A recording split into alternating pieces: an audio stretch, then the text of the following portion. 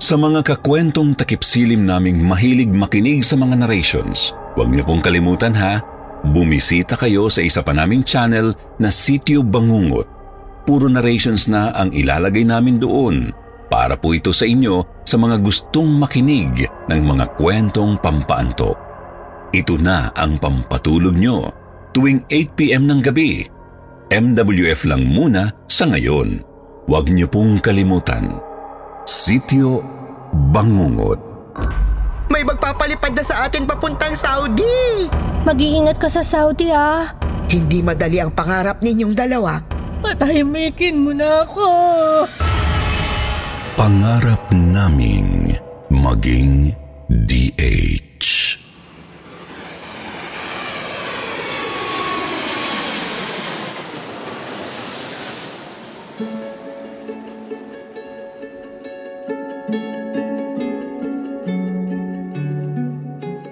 Ang kahirapan ang pangunahing dahilan kung bakit siguro maraming mga Pinoy ang nangangarap makalipad sa ibang bansa at doon magtrabaho ng kahit ano. Basta lang kumita ng mas malaki-laki kesa sa kikitain dito sa Pinas. Ang kahirapan ang naging dahilan ng pagkawasak ng isang mabuti at magandang samahan ng dalawang magkababatang nangarap makaahon mula sa putikan ng sakahan at magkaroon ng mas maginhawang buhay. Ito ang kwento ni Lani at Ising, ang dalawang matalik na magkababatang babae na winasak ng pera ang minsang masaya, payak at matamis nilang pagkakaibigan. Ako po si Sonia, 22 taong gulang at isang kasambahay sa malaking bahay dito sa aming probinsya. At ang kwento ko ay maaaring nangyari na rin sa ibang mga nakikinig sa ngayon. Magandang gabi po, Sir Jupiter. Gusto ko pong umpisahan ang kwento ng aking ina na si Ising sa pinakamatamis na alaala na aking natunghayan sa piling ng kanyang kababatang matalik na kaibigan na si Aling Lani. 18 anyos lamang ako noon at tandang-tanda ko pa ang lahat.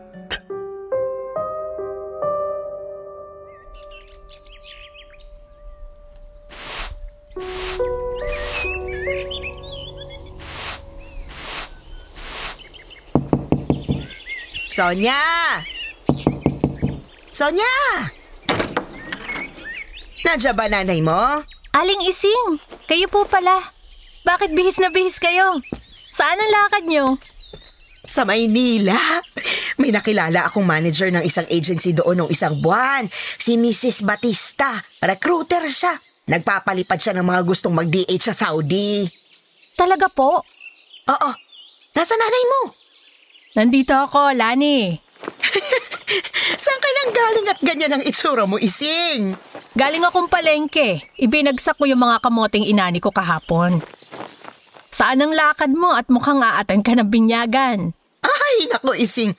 Tinupad na ng Diyos ang mga panalangin natin. May magpapalipad na sa atin papuntang Saudi. Ha? Siya nga? Totoo ba yung sinasabi mo, Lani? Oo! Hindi na tayo mag-aararo ng bukid at magkakandakuba sa pagtatanim ng palay at kamote, Ising. May nakilala akong recruiter na malakas na ang connection sa POEA at DFA. Baka nga raw isang buwan lang, mapalipad niya na tayo kung makukumpleto agad natin ang requirements na kakailanganin. Ay, Lani! Makakapag-abroad na tayo? Ay! Oo, Ising! Magiging DH na rin tayo sa wakas. Akin ang passport mo. Bilis! Ipapakita ko kay Mrs. Batista. Ay, sandali lang. Sonia, anak, marumi ang kamay ko. Pakikuha nga sa loob ng baul ng lola mo yung passport ko. Opo, Nay. Sandali lang po. Sino naman si Mrs. Batista? Saan mo siya nakilala, Lani? Nakilala ko nung isang buwan nung lumuwas ako ng Maynila. Napadpad ako ng ermita at nakita niya ako doon na nagtitingin ng mga paskil sa labas ng mga ahensya. Mabait si Mrs. Batista. Mrs. Joy Batista ang tunay niyang pangalan. Mestiza, maganda, mukhang mayaman. Ising, naku, marami na raw siyang napadalang domestic helper sa Saudi, Kuwait, Qatar, Malaysia, Singapore, at saka Hong Kong. Hay, ngayon, kailangan niya ng mga ipapadala sa Saudi. Nay! Hindi ko makita yung passport nyo. Mga kandilang itim yung nakaimbak dito sa baon ni Lola. Tsaka mga lumang orasyon. Ay nako, Sonia! Huwag mong gagalawin yung mga gamit ng lola mo. Sige, ako nang kukuha. Lani, uminom ka muna ng sa malamig dyan sa kusina. Gumawa ako kanina. Ibebenta ko sana sa talipapa. Sige lang, Ising. Hihintayin kita rito. Aling Lani, totoo po ba yung sinabi nyo? Makakapag-abroad na ba kayo ng nanay? Totoo, Sonia. Nako, sa wakas, makakapag-kolehiyo na ako pag nagkataon. Kolehiyo? Bakit ka pa magkukolehiyo kung pagka-graduate mo magiging DH ka rin naman tulad namin ng nanay mo? Huwag ka na mag-aral. Sayang lang ang pera, Sonia. Magtrabaho ka na agad para makaahon ka sa hirap ng buhay. Napaisip ako sa sinabi ni Aling Lani. Sa bagay, may katwiran siya. Karamihan ng mga nakapag-high school sa probinsya namin ni hindi man lang nakapasa na sales lady o sekretarya sa barangay. Lahat naging magsasaka na tulad namin. Nag-aararo sa lupaing hindi naman namin pagmamay-ari. Umalis si Aling Lani, bitbit ang passport ng nanay ko papuntang Maynila. At pagbalik niya sa bahay namin pagkatapos ng 2 araw, ay kinausap niya ng masinsinan ang aking ina.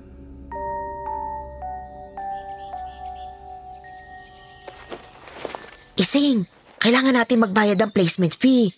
Bukod pa sa medical at iba pang mga papeles na dapat bayaran, sabi ni Mrs. Batista. Placement fee? Magkano naman daw? 150,000. 150,000? Lani, saan tayo kukuha ng ganong kalaking halaga? Magbenta tayo ng kalabaw. Paano ang mga anak ko? Anong gagamitin nila sa pag-aararo ng bukid? Kailangan natin magbenta ng kalabaw o kaya ari-arian. Mangutang kaya tayo? Saan? Kanino? Sa mayamang may-ari ng malaking bahay. Si Manang Lourdes. Matagal niya nang gustong kunin ng anak kong si Sonia para maging kasambahay niya. Makikiusap ako na pahiramin ako ng 150,000. Ikaltas niya na lang sa sasahurin ni Sonia bilang kasambahay niya. Ising, gawin mo ng 300,000. Isama mo na yung placement fee ko. Pwede ba? Susubukan ko, Lani. Sige, bukas na bukas pupunta ako sa malaking bahay. Oh, Aling Lani, nakabalik na po pala kayo. Kamusta po ang lakad niyo sa agency? Sonia, anak, mag-empake ka. Saan tayo pupunta, Nay? Ipapasok na kitang kasambahay sa malaking bahay. Kina Manay Lourdes, Nay? Bakit agad-agad naman yata yung... Sonia, tulungan mo na si Nanay. Nakikiusap ako sa'yo. Kapag nanilbihan ka bilang kasambahay doon, malaki ang tsansa na makaalis kami agad ni Lani sa susunod na buwan. Pabawi na lang ako sa'yo, anak, kapag nakarating na ako ng Saudi. Oo nga naman, Sonia. Sige na, pumayag ka na. Na maging kasambahay si Manay Lourdes para pa utangin ng nanay mo ng 300,000. 300,000 pesos? Lani, halika. Sumama ka sa akin sa loob. Halika, Sonia, anak. Dito tayo sa altar ng nanay. Lumuhod tayo. Luhod. Magtitirik tayo ng kandila at ipagdarasal natin ang mga kahilingan natin. Hindi ka pa rin nagbabago, Ising. Naniniwala ka pa rin sa kapangyarihan ng panalangin. Panalangin sa mga ninuno namin. Ito ang itinuro sa akin ng aking yumaong ina. Anumang kahilingan mo matutupad, basta taimtim kang mananalangin sa mga patay. Sa mga patay? Bakit? Bakit itim ang mga kandila? Ano ka ba naman, Lani? Hindi ka na nasanay. Hindi ba dito tayo nananalangin sa altar ng nanay nung nagkasakit sa bato ang asawa mong si Pulding? Oo nga, naalala ko pa. At gumaling agad si Pulding, hindi ba? Sige, sisindihan ko ng mga kandila. Magsiluhod kayo, bilis. At mananalangin tayo sa mga yumao. Naging panata at kaugalian ng Nanay Isingko ang magtirik ng itim na kandila sa lumang altar ng lola ko, Sir Jupiter. Ganun siya magdasal. Hindi siya sa Diyos humihiling, kundi sa mga yumao naming minamahal na kamag-anak. Dumating ang sumunod na araw. Hinatid ako ng nanay ko kina Manay Lourdes. Tuwang-tuwa sa akin ang matanda. Hindi ko alam kung anong meron sa akin at gusto niya akong maging kasambahay niya.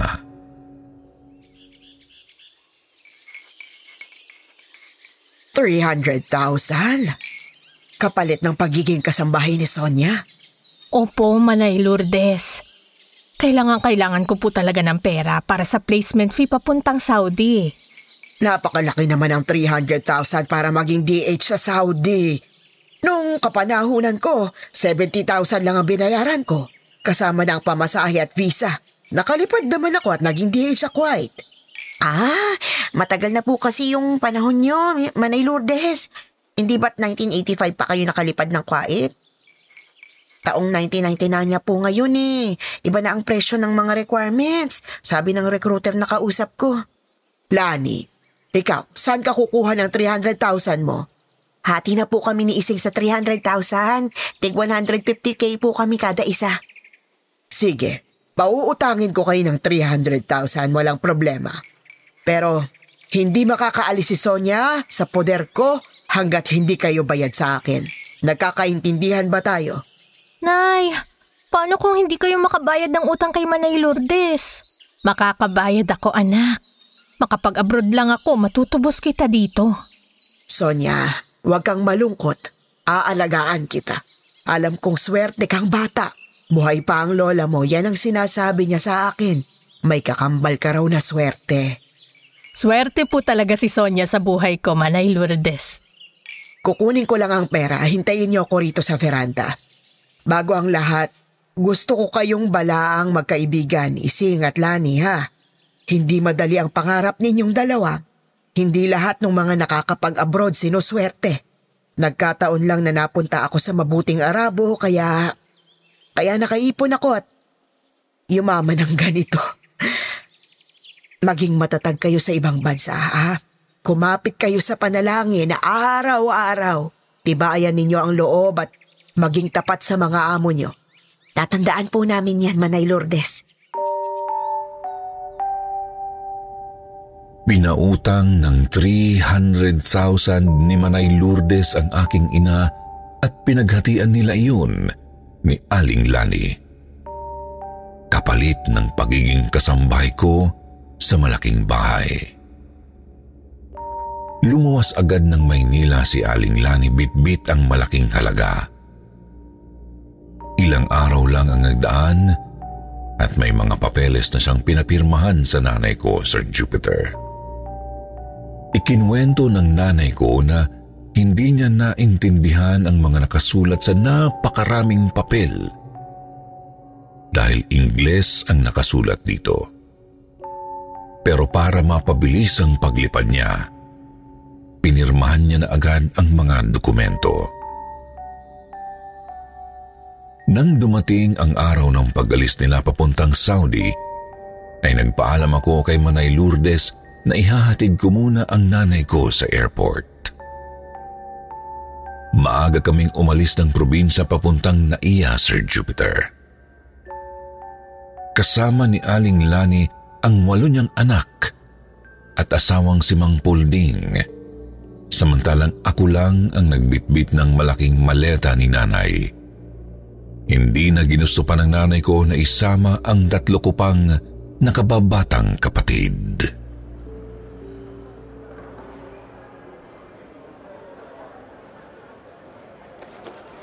Popolding, ikaw nang bahala sa 8 nating anak ha. Papasok na ako sa loob kasi alas 8 ang flight ko. Nay, mag-iingat ka sa Saudi Susulat ka. Oo anak, susulat ako. Babalikan kita sa malaking bahay at magsasama tayo ulit ng mga kapatid mo. Bye-bye, Nay. Mahal na mahal ko po kayo. Paalam, anak.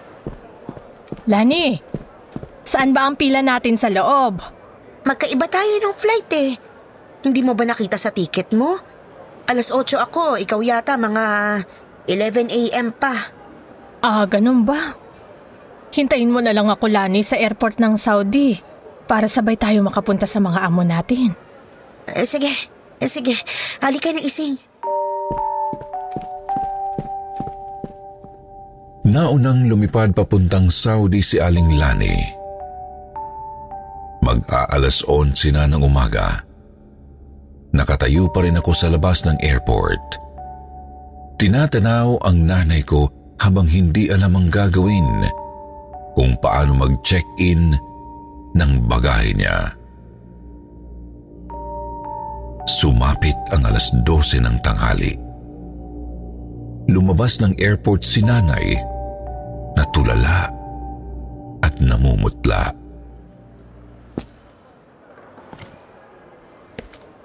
Nay, bakit kayo lumabas? Alas 12 na, alas 11 ang flight ninyo, di ba? Walang alas 11 na flight. Anong wala? Wala nang flight. Bakit? May ticket kayo, Ipakita nyo lang dun sa counter. Pinakita ko na, anak. Peke ang ticket na ito. Wala akong booking papuntang Saudi. Walang flight para sa akin. Hindi. Imposible. Bakit Niloko ako ni Lani. Niloko ako ng kaibigan ko.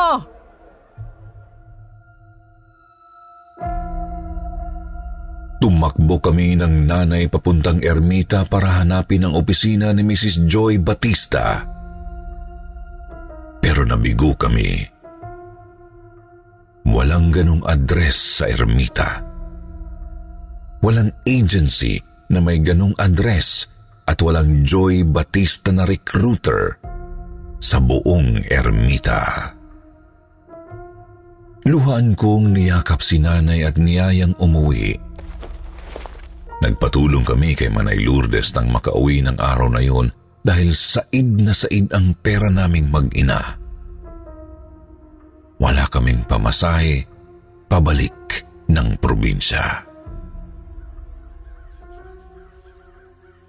Sonia, anong nangyari sa nanay mo? Niloko po siya ni Aling Lani. Tinangay yung buong 300,000 at lumipad mag-isa papuntang Saudi. Lumapit ako kina Mang Pulding at nagreklamo pero inaway lang nila ako. Pati na ang nanay ko. Panginoon ko!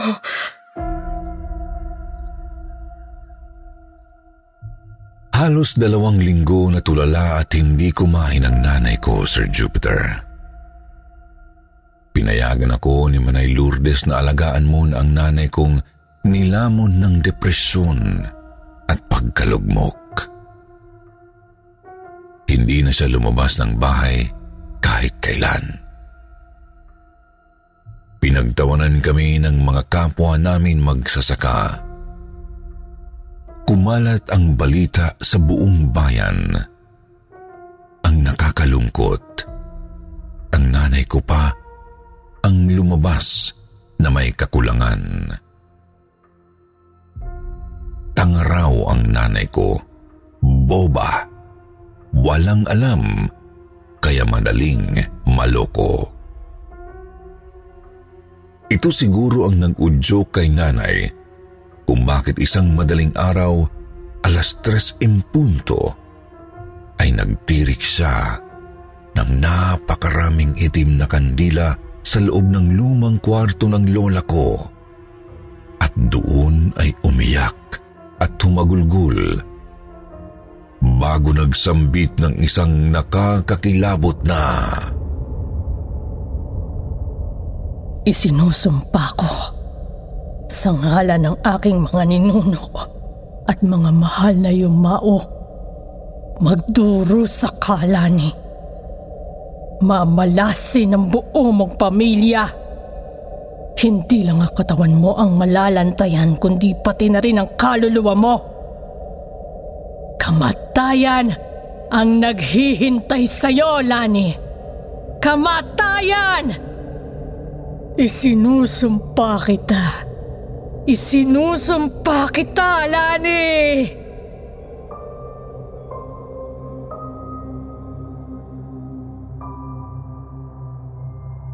At pagkatapos ng pangyayaring yun, lumipas lang ang 1 linggo ay nasunog ang buong kubo nila Aling Lani.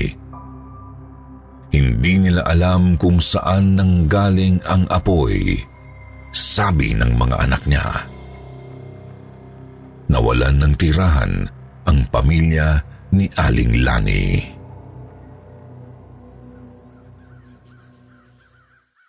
Nay!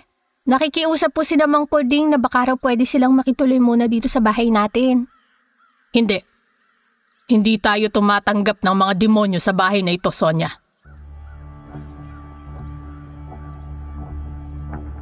Nagkaroon ng malaking pagbabago sa ugali ng Nanay Ising ko, Sir Jupiter. Ang dating mabait at masayahin kong nanay, ngayon ay parang matigas pa sa bato. Para siyang estatwang buhay. Walang ekspresyon ang mukha niya maliban sa galit at puot. Hanggang lumipas ang mahigit na 7 buwan, may isang kabaong na dumating sa sityo namin. Pinagkakaguluhan ito ng lahat ng mga kapitbahay.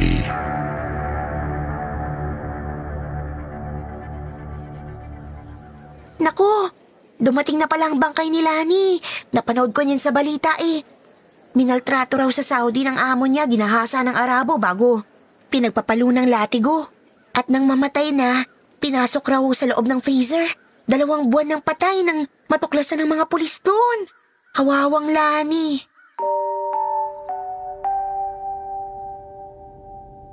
Nakarating kay nanay ang balita. Nang mailibing si Aling Lani, ay biglang nag-iba ang takbo ng pag-iisip ng nanay ko. Sonia! Sonia! Bakit, Nay? Bakit takot na takot kayo? Hindi ba nailibing na si Lani? Opo, nung isang araw pa. Sinungaling ka, Sonia! Oh, sino yung babaeng nakaluhod sa harapan ng altar ng lola mo? Mabilis akong sumilip sa loob ng kwarto ng lola ko. Huwag kang pumasok dyan. Nandyan si Lani. Umiiyak. Nay, walang tao sa loob ng kwarto. Nandyan si Lani sa loob. Galit na galit sa akin. Minumura ako. Nay, kumalma nga kayo. Kumain kasi kayo at matulog kayo ng maayos. Nang hindi ganyan ang... Ayun na mga pulis! Itago mo ako, Sonia. Uhulihin nila ako. Ikukulong nila ako. Hindi ko pinatay si Lani. Hindi ako pumatay sa kanya. Hindi, anak. Sabihin mo sa mga pulis sa labas. Wala akong kasalanan.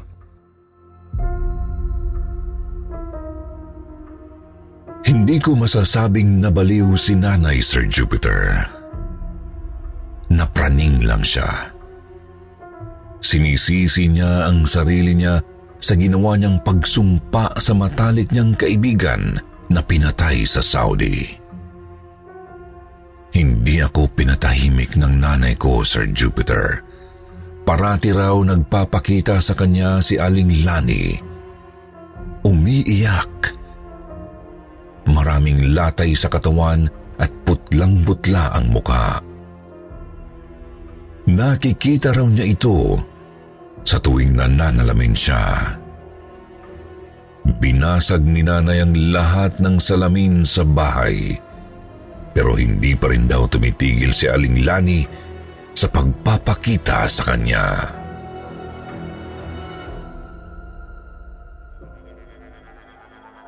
Lani! Patahimikin mo na ako. Nay! Gising! Binabangungot kayo! Anak, Sonia! Si Lani! Napanaginipan ko siya. Galit na galit siya sa akin.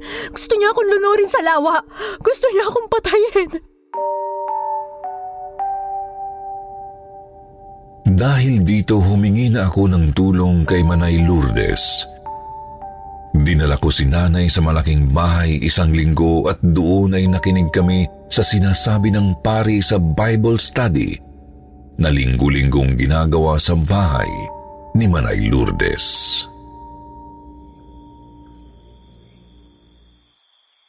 Ising, mabuti at nakadalo ka sa Bible study dito sa bahay ko. Manay, kailangan ko ng katahimikan. Si Lani, palagi ko siyang nakikita.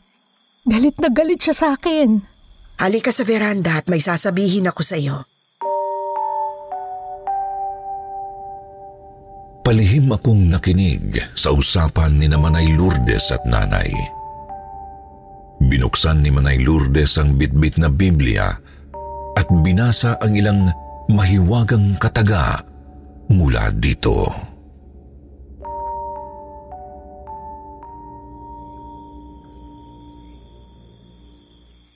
At magmagandang loob kayo sa isa't isa, mga mahabagin, na mga patawaran kayo sa isa't isa gaya naman ng pagpapatawad sa inyo ng Diyos kay Kristo.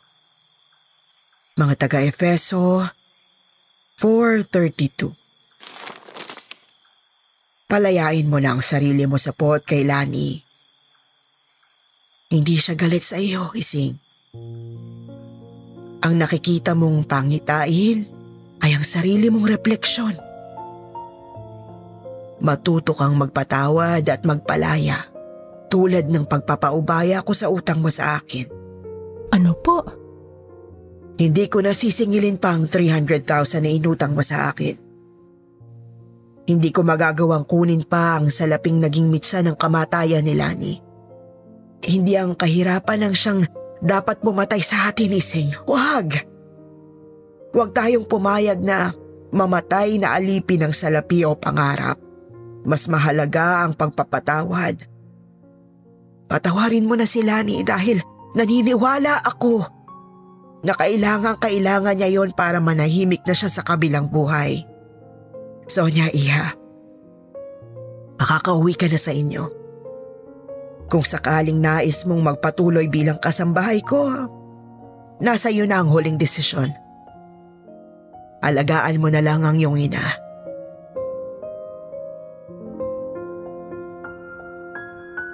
Napahagulgol si Nanay sa mga sinabi ni Manay Lourdes.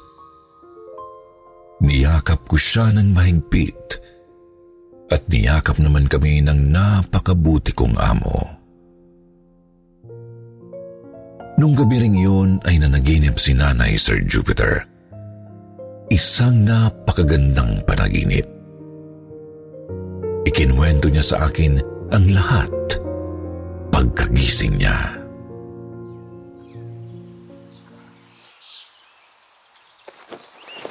Sonia, anak, nanaginip ako kagabi.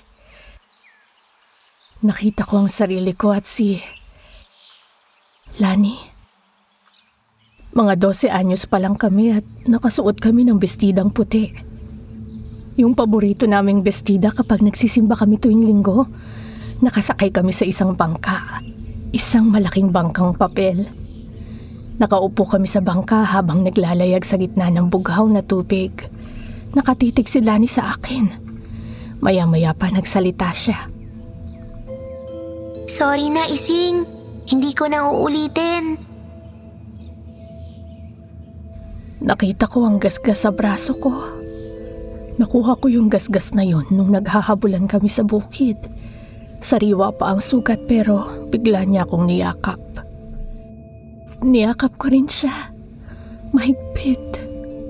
Tumulo ang mga luha ko. Lalo na nang bigla siyang nawala kasama ng sugat ko. Parang totoong-totoo ang panaginip ko, anak. Tinalaw niya ako sa panaginip ko.